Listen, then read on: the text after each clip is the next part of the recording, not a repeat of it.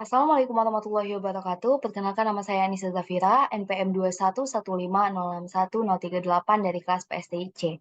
Di sini saya akan mempresentasikan bagaimana kerjanya CPU simulator atau mensimulasikan bagaimana proses dari CPU simulator dalam mata kuliah praktikum sistem operasi dalam subjudul proses dan treat. Sebelumnya di sini kita harus mengetahui dulu apa itu proses dan treat. Jadi proses itu adalah program yang dijalankan, di mana sebuah proses membutuhkan beberapa sumber daya untuk menyelesaikan tugasnya. Sumber daya ini dapat berupa CPU time, memory, file, dan juga perangkat I/O, input/output. Sistem operasi mengalokasikan sumber daya ini ketika proses dibuat, diproses, ataupun dieksekusi. Sementara treat adalah unit dasar dari pemanfaatan CPU. Sebuah thread dalam proses akan menjalankan satu tugas atau job pada suatu waktu. Pada proses tradisional, setiap proses hanya memiliki satu thread, sehingga program hanya dapat menjalankan satu tugas dalam satu waktu. Namun, jika proses memiliki beberapa thread, maka prosesnya dapat menjalankan beberapa tugas dalam satu waktu. Artinya program tersebut dapat menjalankan beberapa tugas dalam suatu waktu, yang mana hal ini disebut dengan multi-threading. Ini adalah gambaran bagaimana treat dan proses, di mana pada gambar yang pertama itu terdapat one process, one treat, yang mana petak ini menggambarkan proses, sementara isi di dalamnya garis yang bergelombang ini menggambarkan treat. Pada gambar yang ini terdapat satu proses, satu treat, pada bagian sebelahnya itu adalah satu proses multiple thread, di mana artinya ini adalah program dapat menjalankan beberapa thread atau beberapa tugas dalam suatu waktu. Kemudian multiple proses, di mana di setiap prosesnya terdapat satu thread per proses, seperti itu. Kemudian di sini juga terdapat multiple proses, di mana di setiap prosesnya ini terdapat multiple dari thread. Jadi terdapat beberapa thread dalam proses ini. Kemudian juga terdapat single thread dan juga multi thread, di mana single thread ini terdapat hanya satu thread pada bagian berikut, dan juga pada multi thread ini terdapat beberapa thread yang mana terletak pada bagian register dan stoknya masing-masing. Kemudian, kita akan mensimulasikan mengenai aplikasi CPU simulator dan akan memasukkan kode program. Tapi sebelumnya kita akan mengetahui apa itu CPU simulator.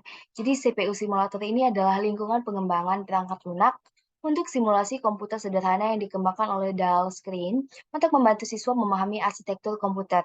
Dengan aplikasi ini, pengguna dapat mensimulasikan CPU sederhana, baru, ataupun yang sudah ada.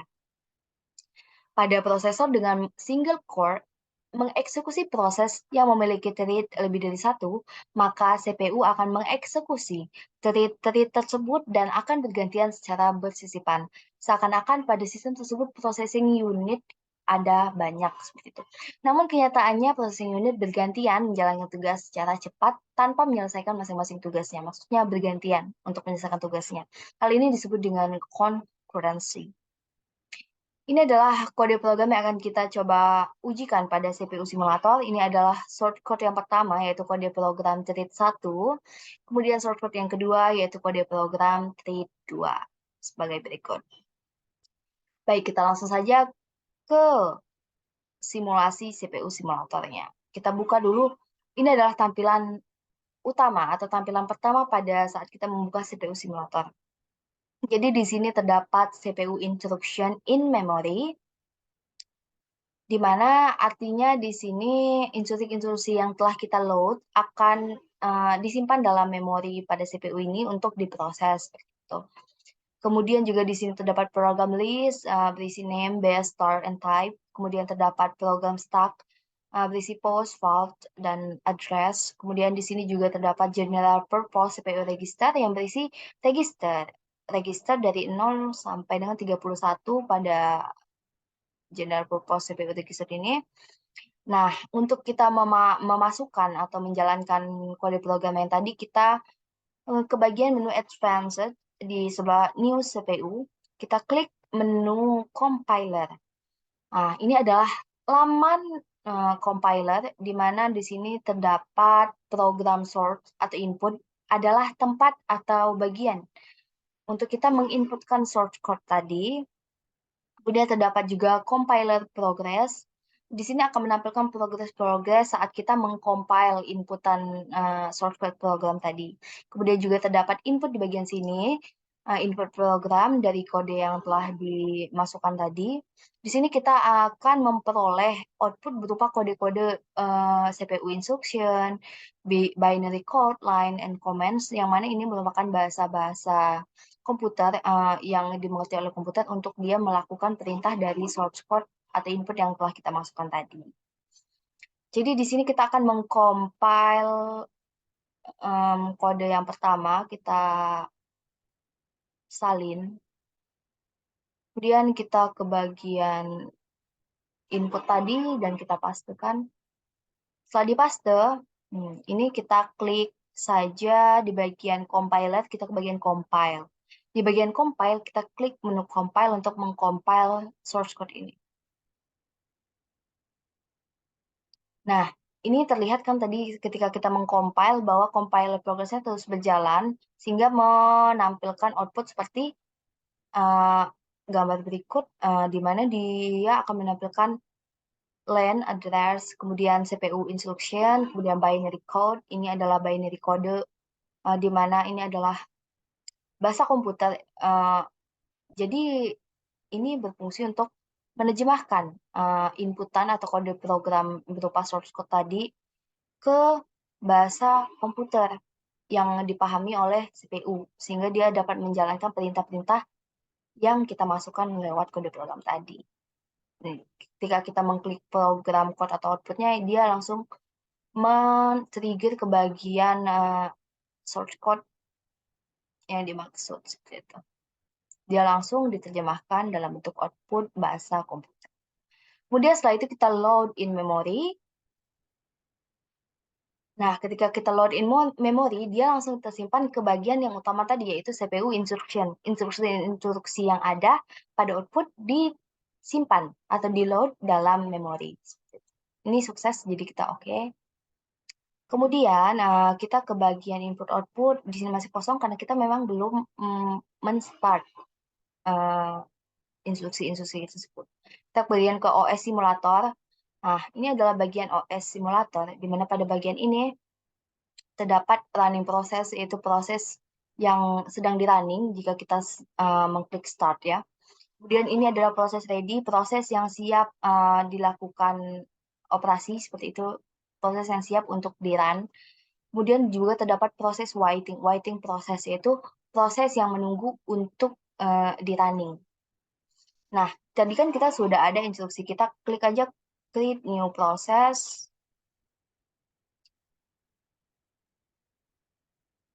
Namun sebelumnya kita ganti dulu ya, ini poly size ini kita ganti round robin, RR time slice-nya ini kita ganti 10.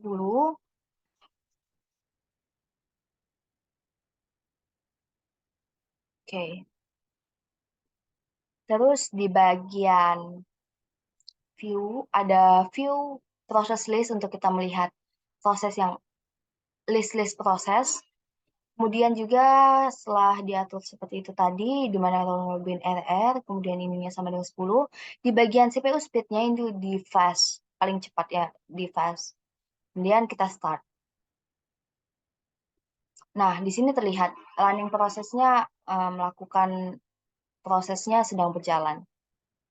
Seperti proses looping, kita lihat view process list sebagai berikut. Statusnya ready, running, seperti itu. Ini artinya prosesnya sedang berjalan. Kita lihat di bagian input-output. Nah, terlihat bahwa inputnya menghasilkan inMine dan inTreat 2. Hal ini sesuai dengan source code, di mana source code tadi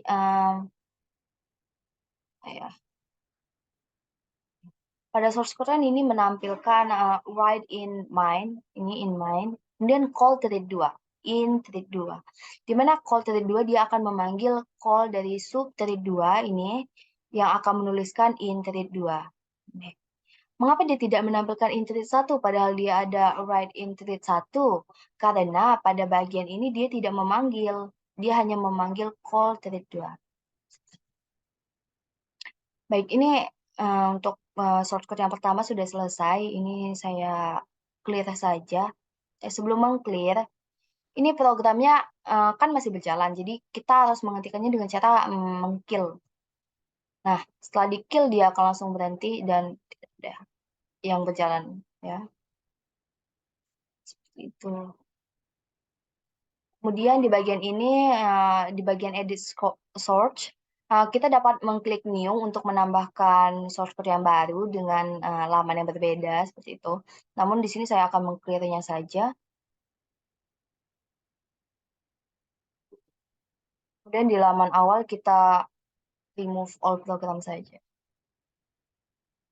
Di bagian output juga saya clear, close dulu. Oke, ini juga di close. Nah, jadi kita akan masuk ke source code yang kedua. Kita copy dulu.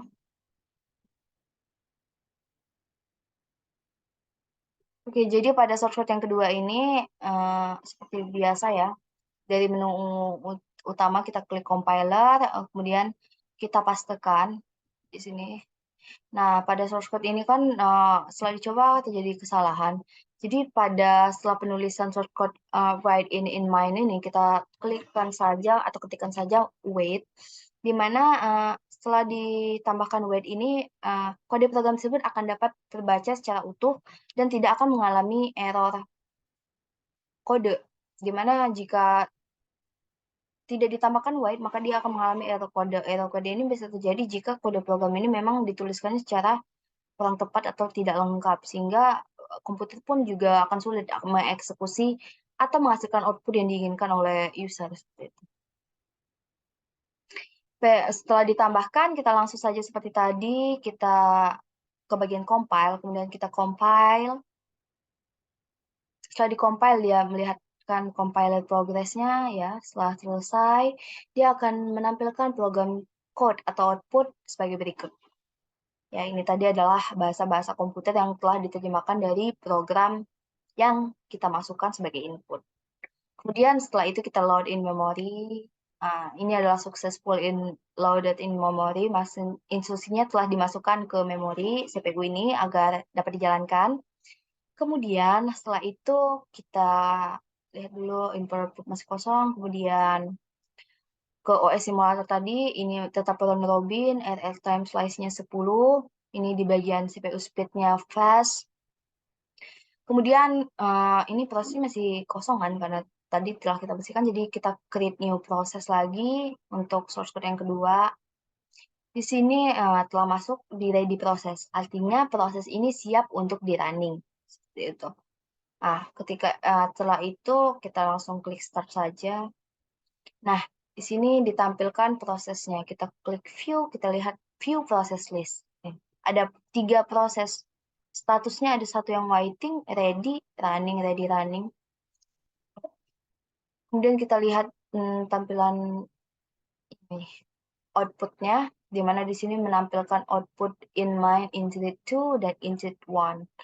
Interit 2 dahulu, baru interit 1 ya. Sesuai dengan source code, di mana pada source code ini dia akan meng-call thread 2 dan menuliskan in mine, menunggu untuk setelah melakukan wait, dia akan menjalankan subthread 1 untuk menuliskan in thread 1. Jadi hasilnya tadi in mine, in thread 2, dan in thread 1 seperti output berikut. Baik, ini langsung saya close saja. Kemudian ini untuk membersihkannya dapat di-clear. Sebelum di-clear, ini tadi prosesnya masih berjalan, maka kita kill saja untuk memberhentikannya. Oke, ini sudah di-clear. Oke, terus ini juga dapat di-clear. Saja. Ini dapat di-remove all program.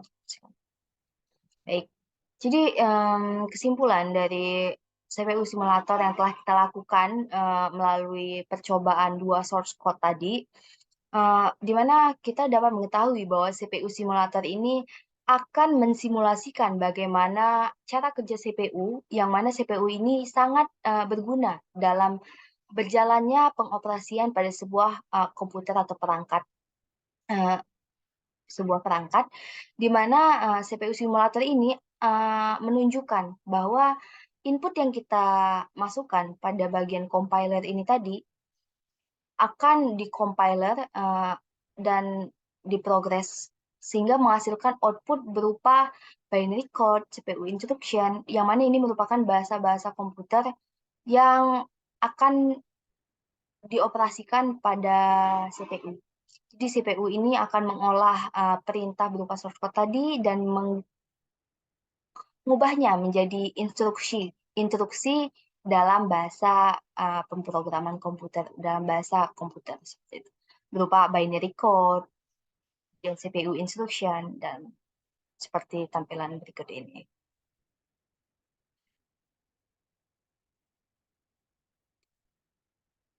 Baik, saya rasa sekian yang dapat saya sampaikan. Lebih dan kurangnya saya mohon maaf.